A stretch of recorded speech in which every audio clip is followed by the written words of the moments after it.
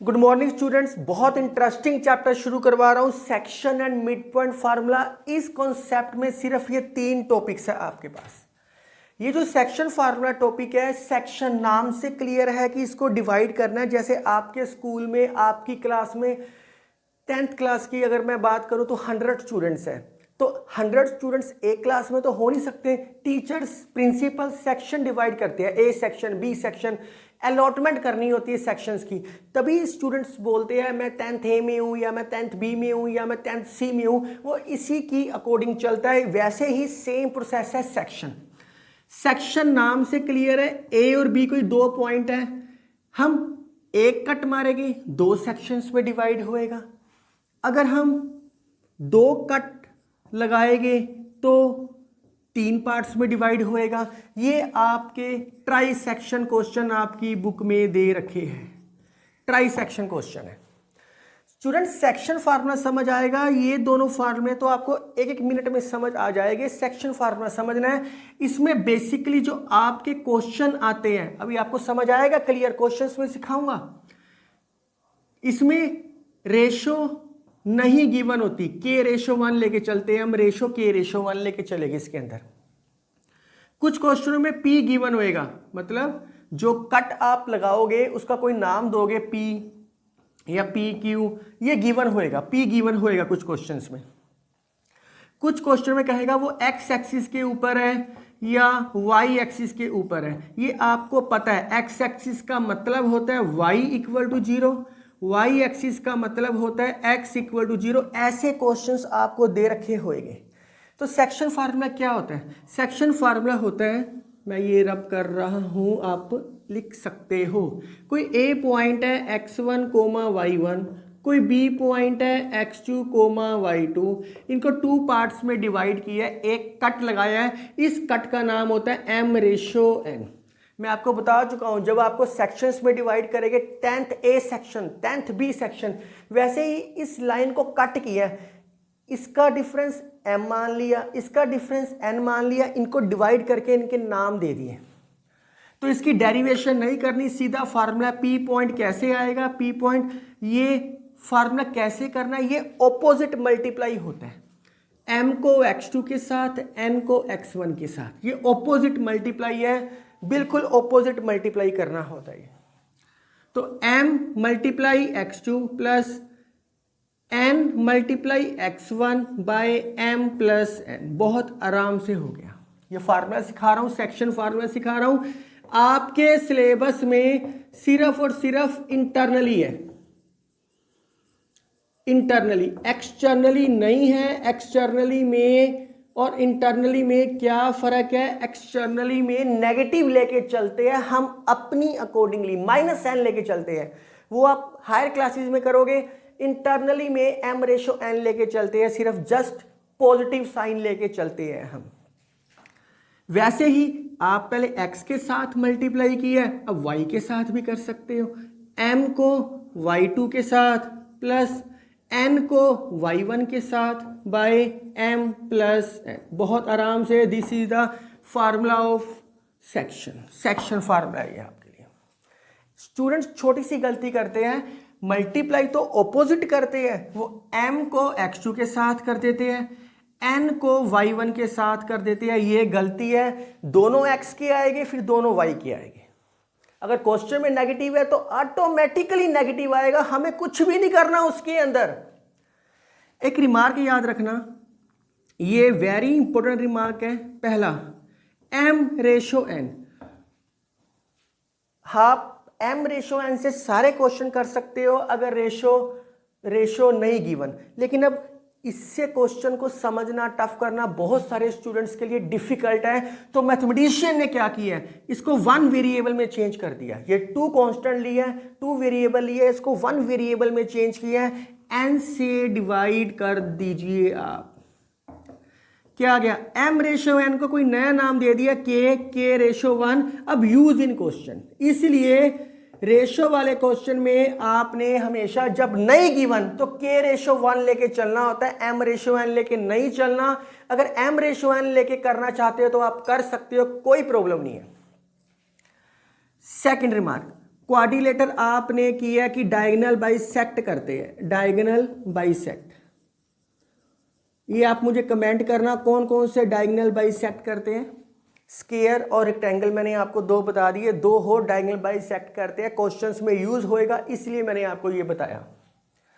तो इसमें इतने टाइप के क्वेश्चंस हैं। अब इनके क्वेश्चंस देखते हैं कैसे करने हैं। आप बस सिर्फ ये फार्मूला याद कर लो, नहीं करो ना करो, सिर्फ ये याद करो ऑपोजिट मल्टीप्लाई करना है और एक्स एक्स वाले को एक तरफ, वाई वाई वालों को एक तरफ। आप राइट डाउन करो फिर क्वेश्चंस करते हैं।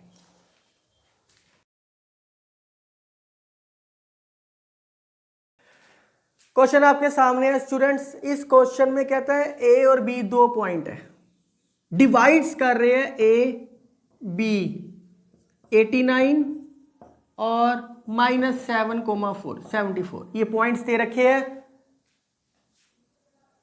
इसको P पॉइंट डिवाइड कर रहा है 2:3 में, रेशो दे रखी है। इसका मतलब ही है कि सेक्शन फार्मूला अप्लाई होएगा। स्टूडेंट्स यहां एक वर्ड दे दिया इंटरनली, अगर ये इंटरनली वर्ड नहीं लिखा आता तब भी 2:3 लेके चलना, क्योंकि आपके सिलेबस में नहीं है। अगर ये एक्सटर्नली लिखा आता तो यार 2:-3 लेके चलते, पर वो आपके सिलेबस में नहीं है तो आपने नहीं करना। अभी नहीं सोचना, आप बड़ी क्लासेस में अपने आप करोगे, कहीं जाने की जरूरत नहीं पड़ेगी आपको, यहीं पे आपको सब कुछ अवेलेबल होएगा। तो ए बी और एक पॉइंट दे रखा है P, सेक्शन फार्मूला अप्लाई करना है, बहुत आसान है, फार्मूला लिखने की भी जरूरत नहीं होती, बस पता होना चाहिए किया क्या, इनको ऑपोजिट मल्टीप्लाई करना है। एक्स को एक्स वाले के साथ करो, 2 × -7 -14 प्लस 3 × 8 24 बाय 2:3 2 + 3।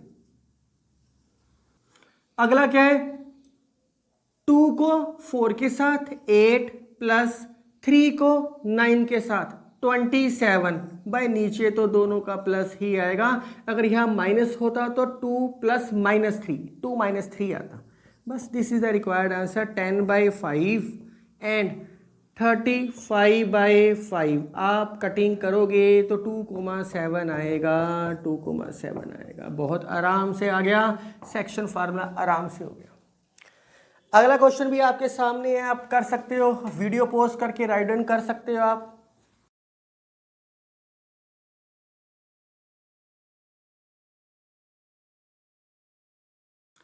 क्वेश्चन आपके सामने है स्टूडेंट्स, पॉइंट्स दे रखे हैं ए और बी, ए और बी। ए दे रखे हैं 4,-3, बी दे रखे हैं 4,2। बहुत आसान है। इसको P, ये मिड पॉइंट नहीं है, मैं बहुत बारी बोल चुका हूं, कहीं भी कोई पॉइंट कट लगा सकते हो, मैंने एक कट लगाया।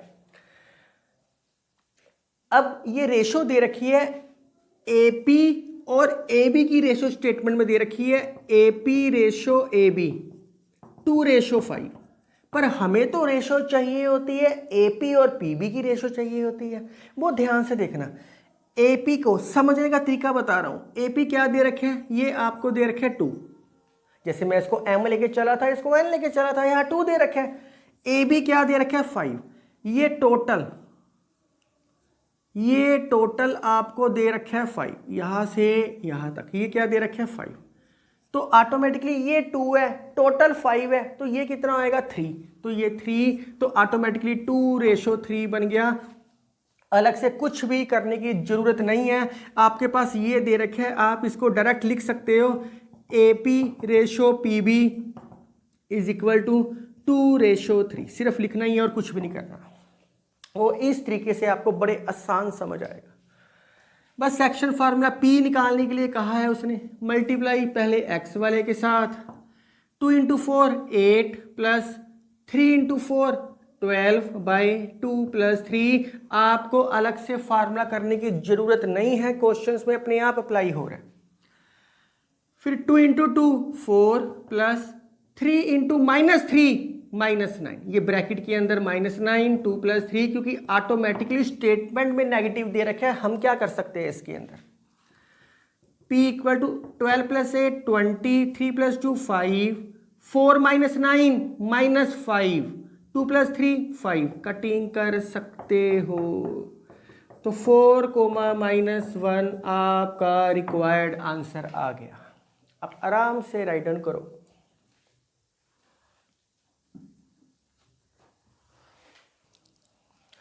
वेरी इंपॉर्टेंट क्वेश्चन स्टूडेंट्स, यहां से क्वेश्चन आपका शुरू हो गया। When P is given, when P is given.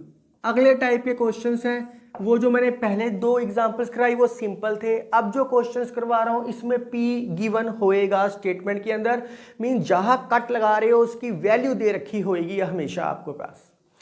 तो क्वेश्चन के अंदर स्टेटमेंट में कह रहा है ए और बी कोई 2 पॉइंट है, in what ratio. What ratio का मतलब ही है, व्हाट रेशो का स्टूडेंट्स मतलब ही होता है सेक्शन फार्मूला, व्हाट रेशो। तो व्हेन P इज गिवन, आप पहली 2 एग्जांपल को टाइप 1 लिख लो, चलो इसको ऐसे करो टाइप 2 लिख लो। ये सेकंड टाइप के क्वेश्चन है, टाइप नंबर 2। आपको याद रहेगा थोड़ा सा, व्हेन P गिवन होएगा, कहानी सेम है, फार्मूला सेम है। ए पॉइंट दे रखे है -5 कोमा 11, बी पॉइंट दे रखे है 4 कोमा -7, और जो कट आपको दे रखे है वो दे रखे है, नीचे ही लिखते हैं इसको, -3 कोमा 7। इस क्वेश्चन में रेशो नहीं दे रखी तो K रेशो 1, मैं आपको अभी डेफिनेशन में करवा चुका हूं, M रेशो N, लेकिन नहीं करना, किसी बच्चे ने करना तो कर सकता है, कोई प्रॉब्लम नहीं है। तो आप when P is given, take ratio, ये टाइप नंबर 2 है, टेक रेशो K रेशो 1, ये कॉन्सेप्ट मैं करवा रहा हूं। बस फार्मूला तो सेम ही है, इसको इससे मल्टीप्लाई, ऑपोजिट मल्टीप्लाई, इनका आपस में रिलेशन है K का 4 के साथ। 1 को -5 से किया, -5 बाय K + 1 कोमा, K को -7 से किया तो -7K, 1 को 11 से किया, 1 × 11 क्या आएगा, 11 बाय K + 1। P क्या दे रखे हैं, -3 कोमा 7, ये क्या है 4K - 5 by K + 1 -7K + 11 by K + 1। Students ये आप करके आए हो हमेशा, अगर 2 चीजें इक्वल होती है, 2 चीजें इक्वल होती है तो पहले वाला पहले के इक्वल होता है, सेकंड वाला सेकंड के इक्वल होता है। मैट्रिसेस में करके आए हो ये टॉपिक आप, पर फिर भी आपको बेसिक है, पता होना चाहिए। पहले को पहले के इक्वल करते हैं, सेकंड को सेकंड के इक्वल करते हैं। जैसे मैं पहले से मल्टीप्लाई कर रहा हूं, फिर सेकंड से मल्टीप्लाई कर रहा हूं, तो अब पहले को पहले के इक्वल करना है, सेकंड को सेकंड के। दोनों को करने की जरूरत नहीं है, अगर आप करना चाहते हो तो पहले को पहले से इक्वल कर दो, सेकंड को सेकंड से कर दो। चलो मैं कर देता हूं क्वेश्चन में, -3 = 4K - 5 बाय K + 1। ये करने की जरूरत नहीं है स्टूडेंट सेकंड को, क्योंकि दोनों में से किसी को भी सोल्व करोगे आंसर सेम आएगा हमेशा। तो मैं एक को सोल्व करता हूं, मैं पहले वाले को ही सोल्व करता हूं, क्रॉस मल्टीप्लाई, -3 × K + 1 = 1 × 4K - 5। बहुत आराम से हो रहा है। -3 से मल्टीप्लाई करोगे तो -3K - 3, दूसरा क्या आएगा, 1 से मल्टीप्लाई करोगे तो 4K - 5 आएगा। K वाली चीजों को एक तरफ, बाकी चीजों को दूसरी तरफ। -3 + 5 = 4K + 3K, तो 2 = 7K। K की वैल्यू क्या आ गई, 2/7। This is the ratio. K ratio 1 can be written as 2/7 ratio 1, 2/7 को वहां लेके गए 7। This is the required ratio. उसने यही स्टेटमेंट में कहा था, फाइंड व्हाट रेशो, क्या रेशो आएगी, तभी हमने K रेशो 1 लेके चले हैं तो 2/7 आई है। अगर कोई बच्चा MN लेके चलता है तो यहां K की जगह M/N आना था, बाकी सारा सेम था, पर K रेशो 1 से इजी है सोल्व करना।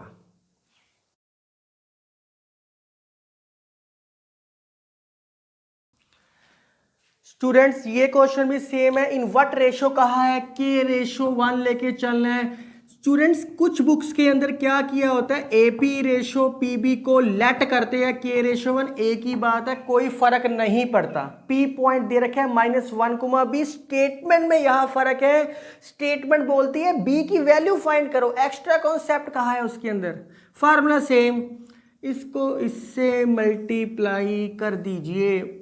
K को -7 से मल्टीप्लाई करोगे -7K, 1 को 3 से करोगे 1 × 3 3K + 1। के को 9 से मल्टीप्लाई किया 9k, 1 को -1 से मल्टीप्लाई किया तो -1, बीच में तो प्लस ही आता है हमेशा। p की जगह क्या दे रखे है -1, b, और ये क्या आया -7k plus 3/k plus 1, 9k plus minus minus and k plus 1। Equate कर दो, पहले वाला पहले वाले के इक्वल, सेकंड वाला सेकंड वाले के equal, -7k plus 3/k plus 1।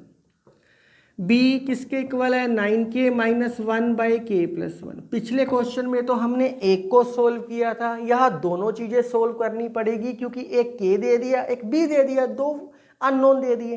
पहले इसको सोल्व करते हैं, k की वैल्यू इसमें पुटिंग कर देंगे, आंसर आ जाएगा आपका। सेम कहानी, cross multiply, -1 multiply k plus 1 is equal to 1 multiply -7k plus 3, तो -1 -7k प्लस 3।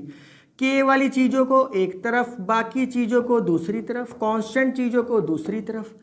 क्या आएगा 6k इज इक्वल टू 4, 2 से डिवाइड होएगा, 3k is equal to 2, 2 2 or 4, 2 3 or 6।